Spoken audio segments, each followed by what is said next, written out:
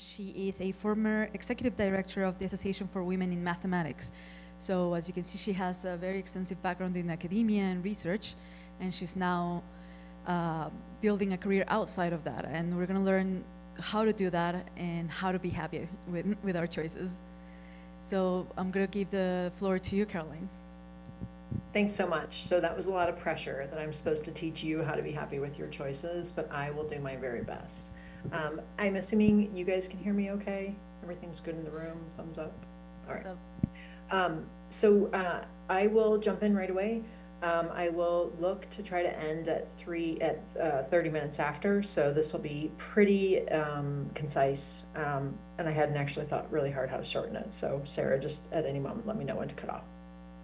So the overview of this is that when you come from academia and you go through the grad school pathway, you fall under your master's or thesis advisor, and they have a certain career view.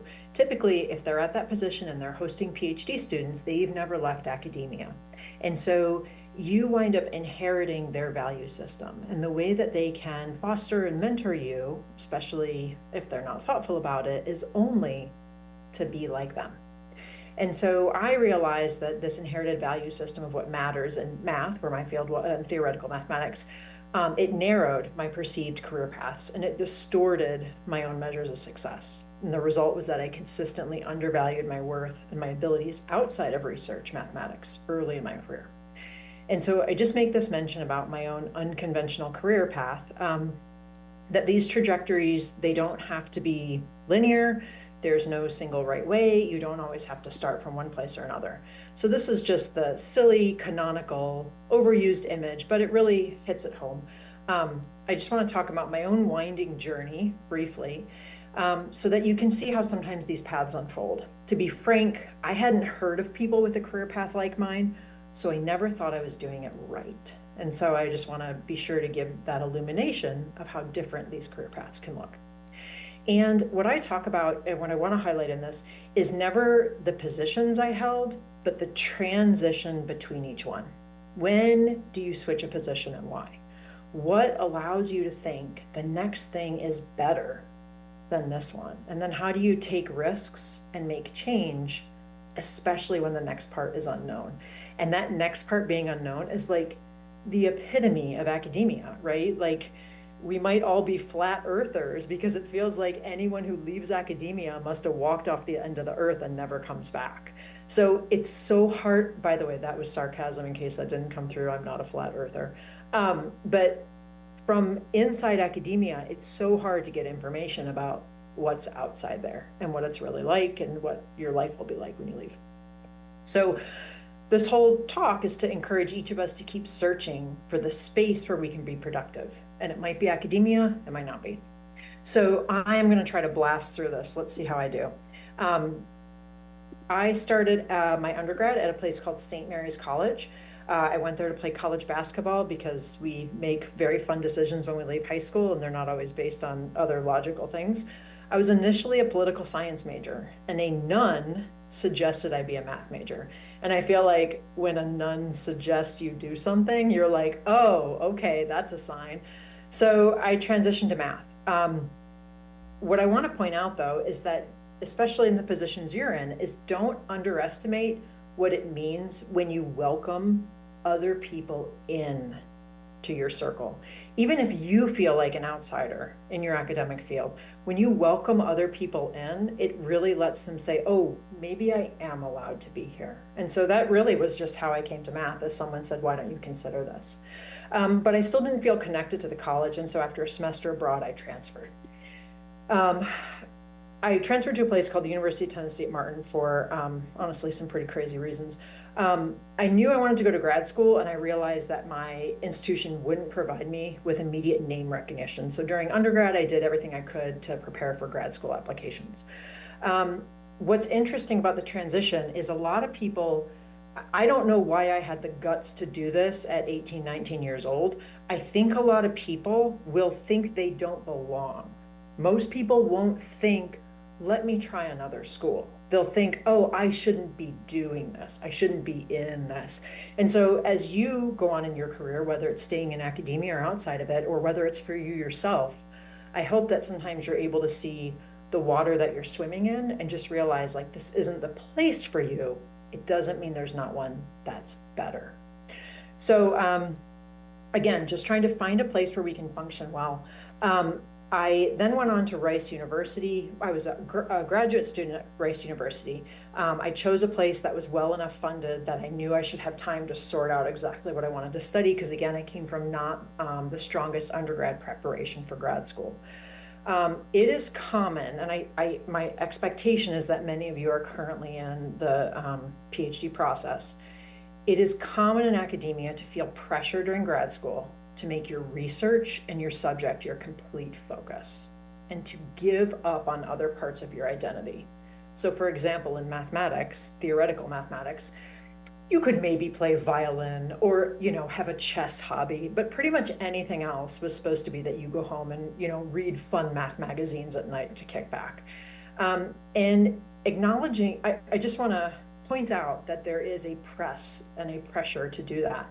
But acknowledging and nurturing other facets of your identity is important, so that when you have failure in one realm, like your research, it's not your whole self that is failing.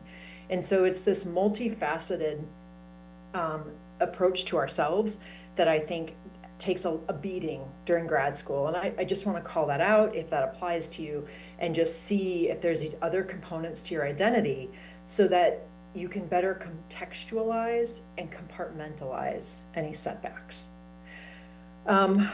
So after graduate school, I ended on a pretty rough timing with regard to finishing my dissertation, and my undergraduate university said, hey, we'd love to have you back. So I didn't even do a job search. I just went back to this small school that I had finished my undergrad at, and it was a safe place to land after graduate school and figure out what I wanted to do next.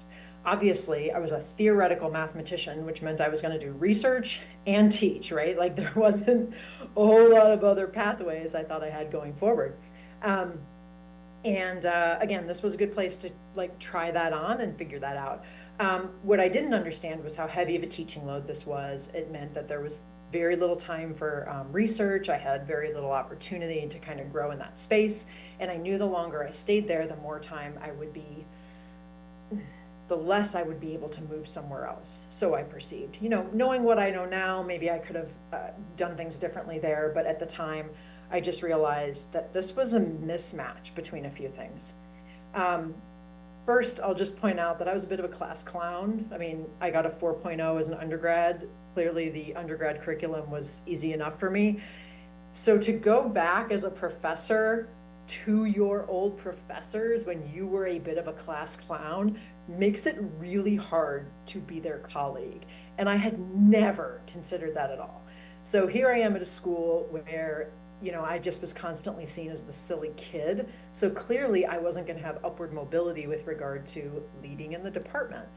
And I wasn't going to have fun sitting in my office alone doing papers. The things that I wanted to do, which were some green initiatives around social justice with the regional area, weren't anything towards the tenure process, right? So here all of a sudden I had this mismatch between the value system of the university and the things that were necessary for tenure and what I actually enjoyed doing.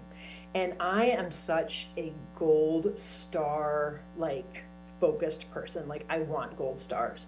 And so I wasn't going to be able to get them here. By doing the things I wanted to do, I was not going to be getting gold stars. And so that's when I finally had to realize that this was not a good match, and I wanted to make sure that I explore other opportunities. But again, after grad school, theoretical math, I didn't even know what else was possible or what I could do. So I really just threw my hat in the ring for anything at that moment. And for me, I had an opportunity to teach at Qingdao University in China one summer. Had some opportunities there to practice making change quietly. And then I did a Fulbright at the University of Hyderabad. And that was an opportunity for me to pump the brakes, slow things down, because I was only teaching one course instead of 4, and pick my head up from work and look at life again, which I hadn't realized. This was 4 years into my tenure process at University of St. Martin. I hadn't slowed down since grad school, right? And so finally this was a time to really look around and say, what else can I be doing? Because of course I had just sprinted down the path I thought I was supposed to be on, despite consistently not doing things I wanted to be doing. So I looked at all opportunities when I was at University of Hyderabad, and I applied to the American Association for the Advancement of Science, and I became one of their fellows. And the American Association for the Advancement of Science takes fellows in any fields of any PhDs in STEM, medicine, and then whatever the equivalent is in engineering, like whatever the engineering qualification is. It's not a PhD. So I quit my tenure track position, sold my dream house in Tennessee, and drove towards Washington, D.C. with my 1.75 dogs. And in case anybody's wondering, I had 2 dogs and one had 3 legs. It would be mathematically accurate to ask if I had 1 dog with 7 legs, but no one has ever guessed that yet. So anyway, I was driving to DC in a moving truck, stinky dogs next to me, and I get a phone call that the position had been cut because there had been a budget. My very specific position had been cut because of a budget sequester. Let me just repeat this part. I had quit my tenure track job, sold my dream house on 7 acres, and had 2 stinky dogs riding next to me. I mean, this was like, I should have pulled over instead of like driving through tears, because I was definitely like dangerous to everyone on the road. But what else could I do? I just kept going. I went to DC. I got there and unpacked and figured out how, talked to the association, figured out what positions were left. I was originally supposed to be with Air Force Office of Scientific Research, and instead wound up with the Department of State, which foreign ministry. I knew nothing about that going in. They were still able to take the position. I was like, great, I am here to learn how to transition the skills I have to another field. So we still had an opportunity to do that. So that position was fantastic for me in a lot of ways. I was learning from diplomats how to make change happen. And I learned more vocabulary there about my work, what I accomplish, and how to talk about organizational change. There was so much that I learned working with the Department of State about how to talk about the skills I had and why they mattered, because in mathematics and in academia, we didn't even have words, for managing conflict in certain ways. And so I think that this definitely brought out a side to me and allowed me to move forward with a much more multifaceted career. And again, did I actively choose to go there? No. I felt like I was between a rock and a hard place, and I was like, of course, this would be wonderful.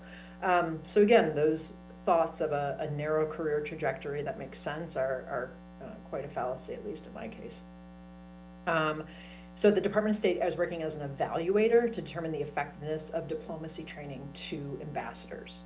This wasn't a math job at all, but it required me to use my ability to think in abstract space, organize training, and organize how we do evaluation. Monitoring and evaluation of programs, I've determined, was a lot like qualitative statistics. You were trying to come up with the logical proofs as to why societal change was happening or why outcomes happen behaviorally. I found it really fascinating, and it's really benefited me as a lens to look at other careers through. So at the end of this position, also, I should say this too. Again, this was really the first position out of academia. And if you haven't tried it yet, I mean, maybe you've worked with a lab that similarly does what you do. So again, I'm theoretical mathematics. When I go to other places, I mean, here are these amazing ambassadors, people who've been, schooled in all sorts of history and politics and, geopolitical conflict.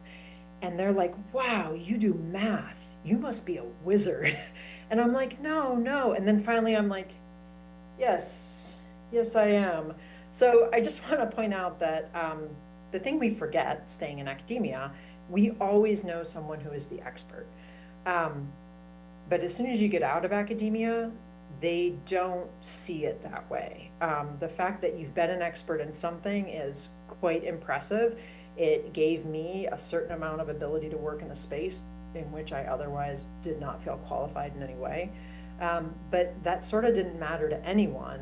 They want you to step up and do what's needed now. So in many of these industry government jobs, there is not time to get an expert, or there is not money to get an expert. And so what they need is someone who's willing to take on a task despite knowing that they don't know everything. I mean, hopefully at least having the audacity to be frank that they don't know everything. So at the end of the Department of State time, though, I found it to be a very stressful environment because it was a very hair on fire, high stress environment. You know, we did everything behind closed doors so that when you walked out, everything was cool, calm, and collected. So when that time came to an end, I was offered a position to stay on. But similarly, I had been reached out to by a startup out of Silicon Valley. I was living in Washington, D.C., and through different connections on LinkedIn, they'd come across my profile. I didn't believe any of this. I was like, I don't know anything that you're talking about. We were working on assessing algorithm optimization for looking at identifying syntax to identify suicidal tendencies based on criteria from the DSM-4. So I didn't believe I could do that. And so before I said yes to either position, I started with this group nights and weekends so that I could prove to them that they didn't need me. And really stepping into that role, I was a transition between the technical staff and the non-technical staff within this company. And so my background as a mathematician, my background as having just come from Department of State, my background having taught math to people who didn't want to be there in a math class, and my background in talking about monitoring and evaluation and how you're actually doing assessment all played together really well to be this translator between the teams, projects, budgets, resolving interpersonal conflicts that were happening in this small and quick startup. Let me jump forward just so we can keep going on. So anyway, sorry, I don't think I went to this slide. So I was with this startup. I brought math management and leadership together, and I got to be on the inside conversations and strategic planning. So again, it was a fantastic experience. I did have some ethical concerns that I let taper out because other life changes percolated to the top. So there were ethical considerations I had that I didn't think this company was taking into play. As I was trying to address those, my husband and I had an opportunity to go all in on building a collaborative robotics platform that was funded by the National Science Foundation. And so I stepped away from that startup. My husband had been at Naval Research Labs as a space roboticist. And so we both went all in on this company. And it felt like academic research. Again, it was an understanding you don't have to be the expert. You're doing the work and no one else is. And that's what's needed first. This was my husband's dream job. I enjoyed it. I enjoyed the work, but did I ever say I wanted to work on collaborative robotics anytime previously in my life? No. But one of the things that was great about this and that I was seeing is I was very good at strategic design and organizational development. And the idea of having our own company was fit the time in our life when what mattered to us more was the work environment and the people we worked with than the kind of work that we worked on. And so for me, that really let out on a lot of why I did this. We realized as we built our own company that there was no longer a need for the brilliant jerk. Now that's pretty privileged that I get to say, I just don't need to hire those people. I don't need to work with those people. Obviously, if you're merely an employee in another company, then sometimes your colleagues are just your colleagues. But I think this is just one of the changes that we look at as we take jobs on later. They came to me, I happened to be listening well when some opportunities arose among some friends, and the Association for Women in Mathematics was going to be hiring an executive director. So this was an amazing position for me. It brought together all of my skills across various industries. And this is the strangest place in my career when all of a sudden these really different tracks in my past felt like they were all planned and coming together, and the skill set that was needed here. I don't think there was anything particularly special that came up for this. I think that this really is just an example of the opportunity of listening for jobs. So that was a 2-year position. For various reasons, I decided not to stay on. So I know that we need to be closing out. So let me get to a few of my closing slides now. So I'm still with Service Robotics and Technologies. I'm loving on the company side of doing strategic change, especially in the tech sector, and having a platform for that. There's a huge need for social justice reforms, ethics, cultural change across the tech sector. So let me get through a few of the takeaways that I want here, and then I'm going to talk with you, and I've got a few slides about like, yeah, but what should you do next? So again, I think I'm talking in the room to the graduate students who are looking at finishing their PhD and aren't maybe exactly sure they're going to stay in academia next. So just a few overall thoughts on career management. Linear career paths are great if that's your thing, but please don't panic if something else came up. Be aware of the external value system and whether that is your value system. And that's going to happen not just in grad school, but other places you go. For me, it was cause to try and leave some positions or to be attracted to other positions as they came up. Identifying conflicting goals. I actually heard people talking about that earlier today with a few other topics that seem totally unrelated, but absolutely applies to life challenges as well. Goal disengagement is like a really fantastic word. It really just means quitting. And I think that it's a tool that most of us don't have in our toolbox. At least in the American narrative, there's such a strong feeling around not quitting. Like it's baked into a lot of American folklore about good things coming to people who don't quit. And it really means that this tool has been pushed out of our list of things we can try. And I just urge you to keep it on the table. And I've got a book I could suggest if anyone's interested about how to think about that as well. I would encourage you to discover what you like about your work. It might be unrelated to content. For me, I'm very much a process person. I feel like I could work on nearly any topic with joy and exuberance. As you leave academia, you don't have to be an expert, but you do have to know how to troubleshoot yourself. And I say that to people who are scientists. You know how to do that. You know how to think hard about your thinking and ask when it might have errors and what you don't know. And that comes really into play as you step into any other field. I'd encourage you to develop your personal litmus test for how you look at new opportunities.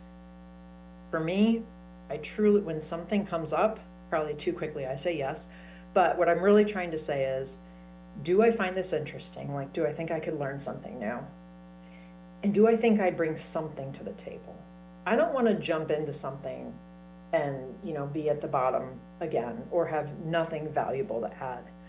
So I want to make sure that I'm bringing some skill so that I have some foot to stand on when I get there. But then why do something I already know? What else can I learn from that next position? This one is so out there, but I had some stories earlier, happy to chat with anyone about it, but if possible, build any sort of financial cushion. I would say that from grad school on out, for your next 2 jobs, just think about first building even a small financial cushion. It really allows you a lot more freedom when you want to think about what other jobs you're going to look at. And finally, all of us need to be recognizing our privilege and committing to helping others. I know that I am at time, and I know that you guys are going to be moving into one of the keynote speakers as well. So I have a few slides at the end. I'll make them available about how do you even get started looking elsewhere? How should you even just be asking people and trying to get on to people's agenda and learn from them, but how do you start making your way in to a field when you have no ins in that field, which often happens as we leave academia. And then again, a little bit more about finally applying. And I just would encourage you, please feel invited to reach out. I recently was at a conference. I heard a woman speak on a sector that was related to what we're doing. And then a couple weeks later, I was attempting to go through some application and try to figure out how our technology could fit a specific ask. And I thought to myself, man, I wish I could just have a question with that lady.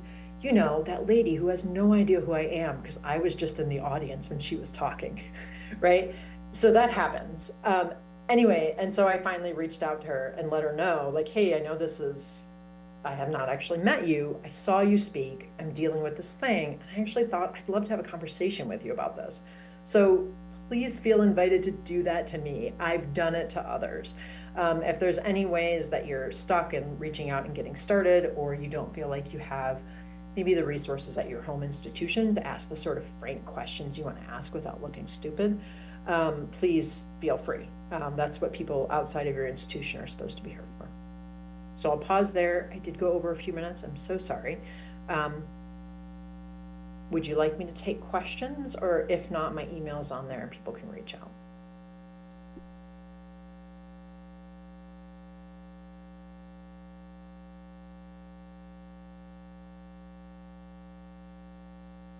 Caroline? Oh, there you go.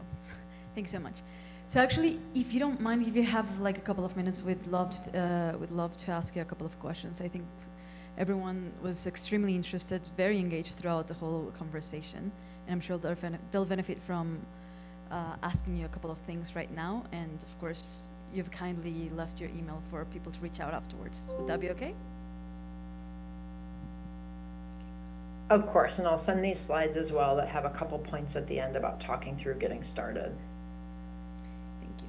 So is anyone interested in asking Caroline a question before we have to move on?